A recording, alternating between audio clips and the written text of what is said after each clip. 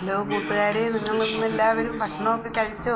ഞങ്ങൾക്കിന്ന് രാത്രി നല്ല പയറും അരിയും കൂടിയുള്ളൊരു കഞ്ഞിയാണ്. നല്ല ഒരു മീൻകറിയുണ്ട്, നല്ല ഒരു അച്ചാറും. ഇന്നെല്ലാവർക്കും കഞ്ഞി മതിയെന്ന്. സിനാൻ നേരത്തെ ഉറങ്ങി. സിനാന് സുഖമില്ല. നല്ലൊരു മീൻകറിയുണ്ട് ഉണ്ടോ? അടിപൊളി മീൻകറിയാണ്.